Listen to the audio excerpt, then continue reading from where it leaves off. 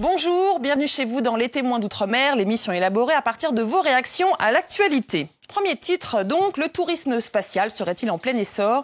Les promesses de voyages suborbital abondent. Récemment, le milliardaire sud-africain Elon Musk, emblématique patron de SpaceX, vient d'annoncer que 2 touristes embarqueraient fin 2018 pour un séjour d'1 semaine autour de la Lune. À ce jour, problème, le lanceur n'existe pas encore, mais Elon Musk est réputé pour réussir tout ce qu'il entreprend. Alors, info ou intox, c'est ce qu'on va essayer de savoir avec nos 2 invités. Merci beaucoup à vous d'être avec nous. Philippe Hénarejos, vous êtes journaliste scientifique, rédacteur en chef de la revue Ciel et Espace, et Jean-François Clairvoy, merci d'être là. Vous êtes astronaute ou spationaute? Comment on dit astronaute à l'Agence spatiale européenne. Voilà, parce que ça s'applique à tous les astronautes de toutes les nationalités européennes.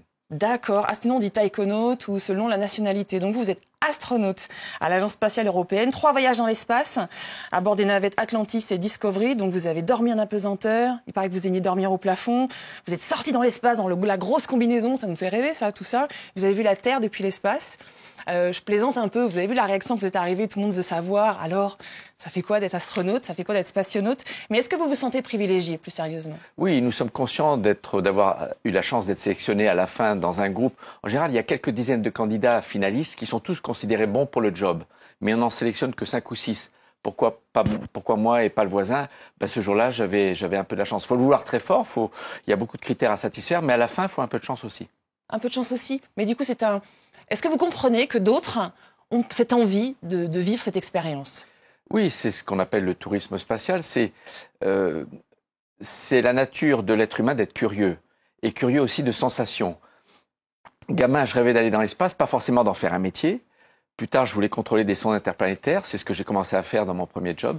Mais quand on va dans l'espace avec une responsabilité de ravitailler une station spatiale ou de réparer un télescope comme Hubble, c'est une responsabilité énorme et en même temps des sensations et des émotions vraiment extraterrestres. C'est vrai que parfois je regarde les photos, les films, je me dis mais c'était dans une autre vie, tellement c'est différent de notre vie terrestre. Donc ça reste un souvenir absolument incroyable alors. Je comprends bien. Nous avons posé la question à la communauté des témoins d'outre-mer sur Twitter. On leur a demandé ce que représentait pour eux le tourisme spatial. On leur a demandé, s'agit-il d'un fantasme de l'homme, d'une réalité prochaine ou d'une lubie inaccessible? Et voilà les réponses. Pour 30% d'entre eux, c'est un fantasme. Pour 27%, c'est absolument inaccessible. Et pour 43%, c'est une réalité prochaine. Vous allez nous dire dans un instant s'ils ont raison ou pas, c'est 43%.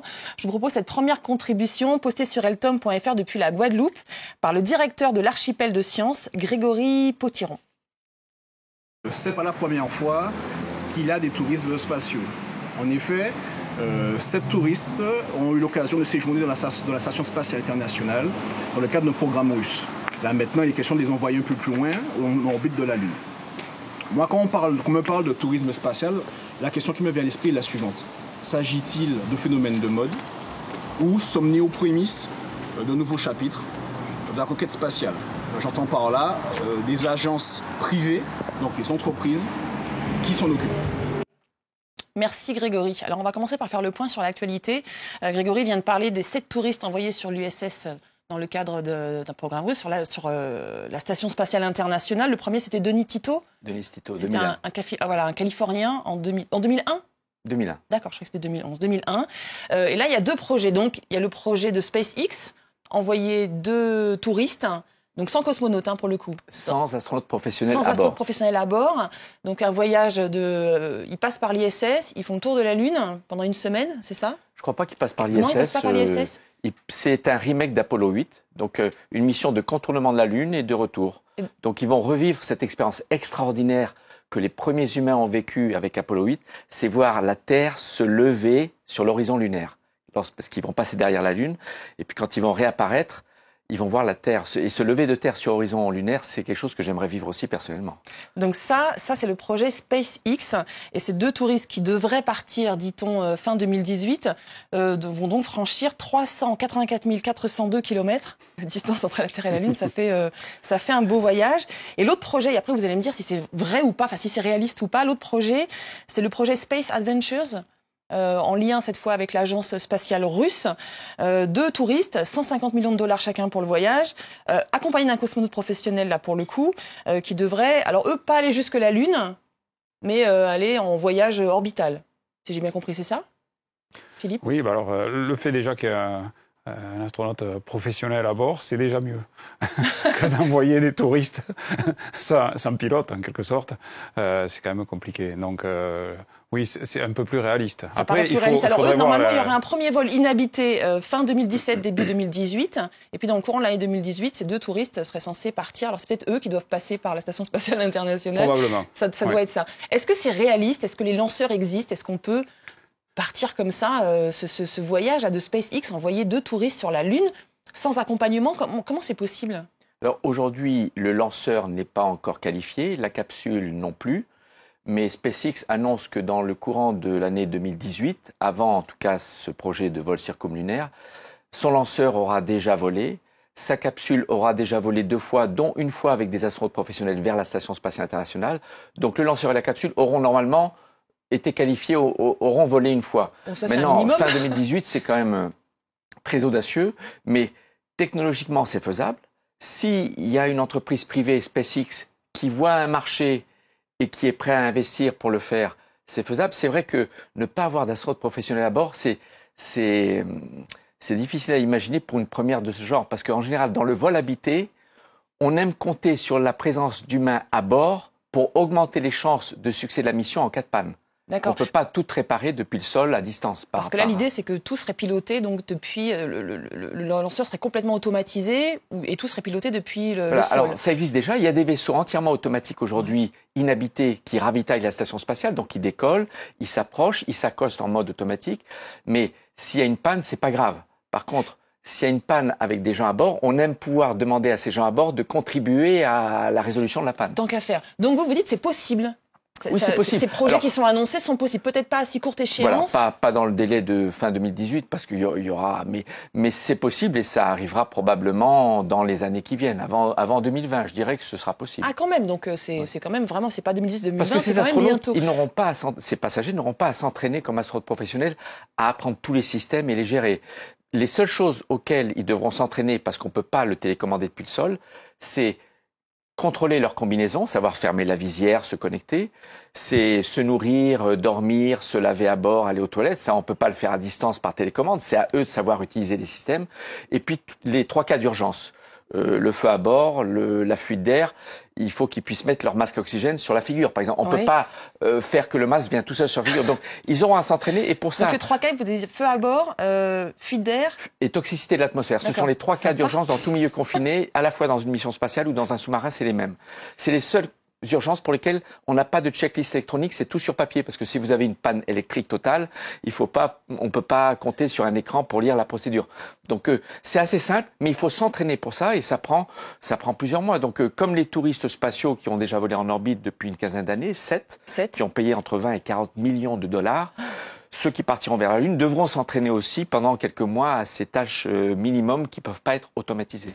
Et alors pour répondre à Grégory, est-ce que vous considérez que est-ce que c'est une nouvelle étape dans la conquête spatiale? Je serais assez prudent quand même, parce que ça reste compliqué.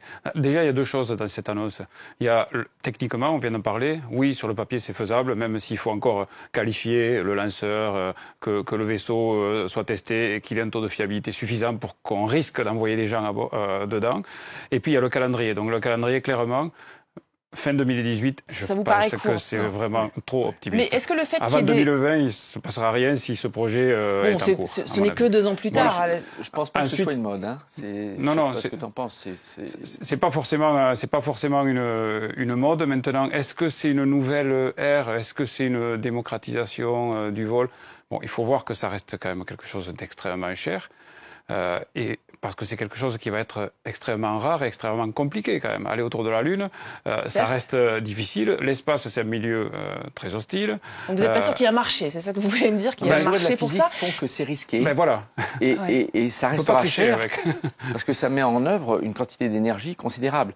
Mais je pense pas que ce soit un effet de mode. C'est-à-dire tant qu'il y aura des gens très aisés pour pouvoir payer plusieurs dizaines de millions de dollars une mission dans l'espace, tant qu'il y aura des constructeurs pour accepter de les transporter, c'est un peu comme il y a une 50aine d'années, il n'y avait pas de tourisme en Antarctique ou au sommet de l'Everest. Aujourd'hui, une personne qui est prête à consacrer du temps et de l'argent pour s'entraîner, vous regardez, il y a des expéditions à caractère touristique au sommet du mont Everest. Il y en a à caractère touristique vers l'Antarctique. Donc, je pense qu'on connaîtra ponctuellement ce type de mission, mais ce ne sera pas pour le grand public avant longtemps. Ça paraît difficile avant longtemps, donc ce ne sera pas un très grand marché. Non, la question que je me posais, c'est est-ce que le fait qu'il y ait sur fonds privés des entreprises qui cherchent à mettre au point des nouveaux lanceurs, qui cherchent à mettre au point des nouvelles capsules de vie. Il y a des projets absolument incroyables, on en parlera tout à l'heure, qui cherchent à installer Elon Musk, il voudrait installer une colonie de peuplement sur Mars. Donc c'est pas rien. Est-ce que ça peut faire progresser la science à côté de l'ESA, l'Agence spatiale européenne, la NASA, l'Agence spatiale russe? Moi, je pense que ces annonces sont plus favorable à ces entreprises en termes d'image. C'est une image qui est donnée, qui permet d'attirer les investisseurs, de dire ça c'est quelqu'un de dynamique, ça c'est une entreprise dynamique, de suivre, de récupérer des capitaux, de récupérer des marchés. Au passage, Elon Musk, c'est quelqu'un c'est un businessman, il sait faire des affaires. Donc c'est le créateur de PayPal, entre autres. Et ces affaires, il les fait avec la NASA. Il a des marchés, le marché pour la capsule habitée qui doit permettre aux astronautes américains de regagner l'ISS, puisque actuellement les astronautes américains doivent voler à bord des vaisseaux russes. Il n'y a pas d'autre moyen. C'est un marché de 3 milliards de dollars. Donc il sait faire du business. Il lance des satellites avec sa fusée Falcon 9 qui fonctionne, qui a quelques démêlés, quelques problèmes, mais qui fonctionne. Donc il y a aussi une question d'image pour attirer un business. Donc une démarche vraiment très entrepreneuriale du business et une grosse campagne de communication extrêmement efficace. Je ne suis pas sûr qu'il y ait un véritable modèle économique réel uniquement sur ces voyages-là. Ni une réelle avancée du point de vue de la science. Ça, c'est encore autre chose. Je pense que la visée n'est clairement pas scientifique. Là. Ça peut être un voyage sur la Lune, on peut en discuter. Il y a des avantages, il y a des intérêts scientifiques. Là, je crois que ce n'est pas le cas pour les services. Peut-être qu'indirectement. Indirectement, c'est possible. Parce que plus de lancements, moins de risques, peut-être l'abaissement des coûts, va contribuer à permettre aux agences spatiales aussi de réduire les coûts de leurs missions scientifiques. Donc ça peut être intéressant de ce côté-là. Je reposais cette contribution postée depuis la Réunion. Alors c'est une contribution collective. Keïsa, Nancy, Noah et Luna, ce sont des élèves de CM2 en classe à l'école de Saint-Le-Centre. Alors soyez attentifs parce qu'ils ont beaucoup de questions à poser, mais je vous aiderai après à faire le tri. Moi, la question que je me suis toujours posée, c'est est-ce qu'un jour on pourrait faire une vie sur une autre planète que la Terre? Moi, j'aimerais bien aller sur la Lune et aussi on a fait une découverte. Dans une émission, ils ont dit qu'il y a une planète entièrement. Je voudrais savoir si c'est vrai. Moi, ça me fait un peu peur d'aller dans l'espace parce que je me dis comment on va respirer et s'il va y avoir assez d'oxygène pour tout le monde. Ils s'interrogent beaucoup, hein. C'est super. Alors, est-ce qu'un jour, on pourrait faire une vie sur une autre planète que la Terre? Alors, je le disais à l'instant, Elon Musk, donc le patron de SpaceX, il projette d'installer une colonie de peuplement sur Mars. Il envisage les premiers vols habités pour 2024. Donc, c'est pas si loin que ça. Alors, je vous vois hausser les sourcils. C'est absurde comme projet?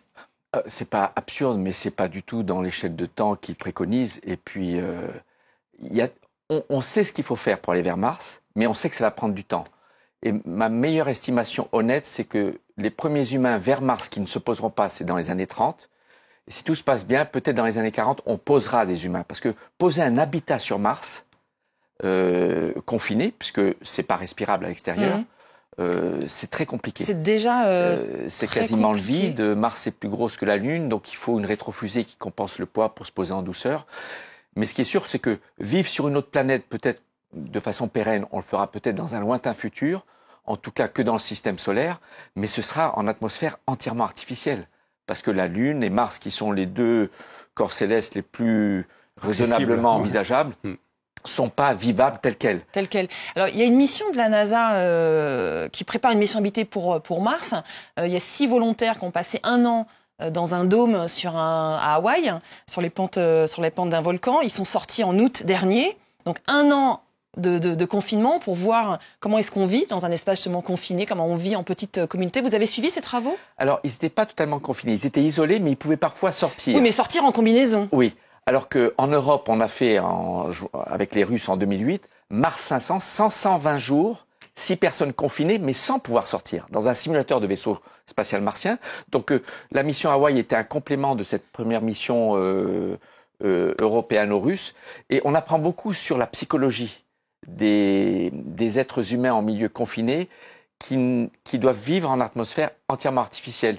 Et c'est donc important. Ça veut dire qu'on part avec des réservoirs d'oxygène pour pouvoir respirer dans ces espaces confinés? Alors, pour les missions de longue durée, aujourd'hui, il faut amener avec soi de quoi vivre et respirer. Mais c'est clair que les missions de vie sur Mars verront jour lorsqu'on aura mis au point les techniques d'extraction sur place de la plus grande partie des ressources nécessaires, l'eau et l'oxygène. Parce qu'on ne peut pas partir avec des réservoirs suffisamment gros c'est pas raisonnable. Pour le voyage, le séjour sur place et l'éventuel retour. Mais on sait que sur Mars, il y a de quoi, a priori, il y a de quoi extraire de l'oxygène et de l'eau pour pouvoir faire vivre plus tard des humains. Mais on n'en est pas là aujourd'hui. Alors, ce qui n'est pas le cas sur la Lune, là, qu'on vient de voir s'afficher, il y a aussi un projet. Alors, vous me disiez avant d'arriver sur le plateau, c'est pas tout à fait un projet, mais je vais le dire comme ça, une idée de base lunaire, ça c'est une idée européenne, de base lunaire permanente pour remplacer la Station spatiale internationale après 2024. Ça aussi, c'est quelque chose qui est réaliste ou, bon, c'est une idée lancée, mais on ne sait pas quand elle va aboutir. C'est un cap, c'est-à-dire que la Station spatiale internationale, aujourd'hui formellement, elle va être exploitée jusqu'en 2024. Et la Station spatiale internationale regroupe plusieurs partenaires, les États-Unis, la Russie et plein d'autres pays. Donc c'est un très beau modèle de coopération internationale qui fonctionne. Et au-delà, qu'est-ce qu'on fait? Alors, probablement, la station sera encore en état de fonctionner. Il est possible que ce soit prorogé de 2 ou 4 ans. Mais malgré tout, on voit bien que fait-on après? Que fait-on après? Et donc, le directeur général de l'Agence spatiale européenne a proposé de faire quelque chose autour de la Lune. Alors, c'est peut-être à l'orbite, c'est peut-être en surface, avec des robots ou avec des humains. Enfin, il a ouvert une discussion en disant qu'est-ce qu'on fait après? Et la destination lunaire est assez naturelle parce qu'elle a quand même encore... c'est la plus proche déjà. C'est proche. Je suis pas une spécialiste, mais absolument, c'est proche parce que c'est quand même beaucoup d'investissements un projet spatial. C'est proche en termes de sécurité, c'est encore bon. Hein, Mars, c'est beaucoup plus loin. C'est-à-dire, s'il y a un problème pour revenir, on revient pas de Mars. Hein. Sur la Lune, on a vu avec la mission Apollo 13, on revient pas tout de suite. Ah, oui, enfin, on revient pas tout de suite. Ah oui, oui, pardon. Je suis en train de me dire, enfin, quand je dis on revient pas tout de suite, mais c'est pas tout de suite du tout, quoi. C'est-à-dire, vous restez 2 ans. 2 ans. Ouais, ça fait, là, oui, c'est un long voyage. Vous êtes à quelques jours. En cas de problème, vous pouvez rapatrier. Donc, c'est une bonne idée. Après, il va falloir voir. Donc, c'est une piste, en fait, d'orientation. Voilà. C'est une hypothèse de travail pour l'avenir. C'est un concept. Et pour répondre à notre petite Miss de La Réunion, bon, je sais pas, une planète en diamant, ça vous dit quelque chose? Alors, je réfléchis. Je crois qu'il y a dans les planètes qu'on découvre autour d'autres étoiles tout un bestiaire assez bizarre. Il est possible qu'il y ait des planètes de type Neptune qui sont environ 15 fois la masse de la Terre, dont les modèles physiques indiquent qu'à une certaine couche, il peut y avoir du carbone sous forme compactée. On appelle ça du diamant, en fait. Donc voilà, c'est tout à fait possible. De mémoire, il y a eu des annonces qui avaient été faites aussi de diamants sur Neptune. C'est pour ça que je pense à des planètes de ce type-là. C'est un état de la matière qui est extrêmement compressé. Il ne faut pas rêver à une veine de diamant dans une montagne. C'est tout à fait inaccessible, inexploitable en termes de pression. C'est juste une bizarrerie. Déjà, si c'est sur Neptune, c'est déjà un petit peu difficile d'accès. Voilà. Les planètes les plus intéressantes aujourd'hui, c'est soit celles où on peut apprendre à vivre ailleurs, c'est la Lune et Mars, soit celles où on pense qu'on peut trouver la vie. Donc ça peut être Mars, mais aussi des lunes dans le système solaire où on sait qu'il y a de l'eau liquide, une source d'énergie, des minéraux. Et c'est là qu'on ira avec les missions scientifiques futures. C'est comme Europe et Titan, donc les satellites de quelle planète déjà? De Jupiter et de Saturne. Et on se dit qu'il y a peut-être possibilité de... Donc on a envie de rechercher la possibilité de vie ailleurs et c'est là qu'on va chercher. C'est là qu'on va. Nouvelle contribution, donc toujours postée sur eltom.fr depuis La Réunion. On va retrouver des camarades d'école des précédents contributeurs. 4, 3, 2, 1, 0. Objectif Lune. N'avez-vous jamais rêvé d'aller sur la Lune? Nous y partirons peut-être bientôt en vacances. Devenir cosmonaute est le rêve de beaucoup d'enfants, mais suscite aussi de nombreuses inquiétudes. Comme les élèves de l'école de Saint-Le-Centre à La Réunion. Moi, je trouve que c'est un peu bizarre d'aller en voyage sur la Lune parce que il n'y a pas d'hôtel, il n'y a pas de piscine et il n'y a pas de gens pour nous dire que quel endroit est accessible et quel endroit n'est pas accessible. Moi, je trouve que ce serait un peu bizarre parce que comment on fait pour se nourrir, comment on fait pour se laver, pour dormir avec la pesanteur et tout, ça serait un petit peu bizarre. Moi, ce que je me demande, c'est est-ce que le temps il se déroule différemment du style, on va 2 mois dans l'espace et on revient, ça fait 2 ans. Vu que du coup, si ça se passe à peu près comme ça, bah tous les gens qu'on connaît, ils vont être plus vieux et c'est assez nul. Près de 400 000 km séparent la Terre et la Lune.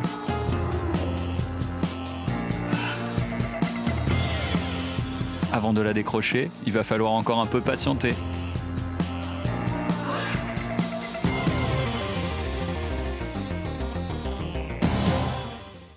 Merci Naomi, Alicia et Jovan. Alors Naomi et Alicia, on avait déjà un peu répondu à vos questions. Vous avez bien compris qu'on s'entraîne pour dormir et vivre en apesanteur. Jovan, cette question, elle est quand même c'est une très question compliquée, mais très intéressante. Elle fait allusion à des lois de la physique qui existent réellement. Mais elle ne nous concerne pas encore aujourd'hui parce qu'on n'atteint pas les vitesses suffisamment élevées pour que ça s'applique à nos vols spatiaux. D'accord, donc nous on va pas suffisamment loin et pas suffisamment vite. Cela pour dit, vivre si on fait le calcul, j'ai un frère jumeau. Ouais. Et je sais que je suis quelques microsecondes moins vieux que lui parce que j'ai voyagé à une vitesse de 8 km par seconde qui permet déjà de faire un calcul de différence de vieillissement. Voilà. Mais c'est imperceptible pour nous. Ça implique, c'est la physique d'Einstein, c'est la relativité. Oui. Et donc, pour que ça se voit, ce genre d'effet relativiste, il faut voyager à une bonne fraction de la vitesse de la lumière et s'approcher de la vitesse de la lumière pour que ce soit vraiment efficace. On en est très très loin.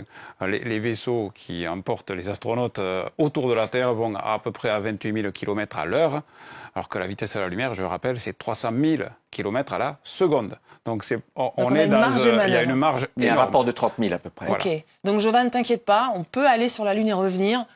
En retrouvant ceux qu'on a laissés sont ses proches, à peu près dans le même état. Merci beaucoup Philippina Régos et Jean-François Clairvoy. On va suivre ce dossier parce qu'on se demande bien ce qui va se passer, tourisme spatial. C'est un sujet préparé en collaboration avec le site Futura. Merci à Grégory Potiron et bien sûr à l'école de Saint-Le-Centre pour leur participation. À très bientôt.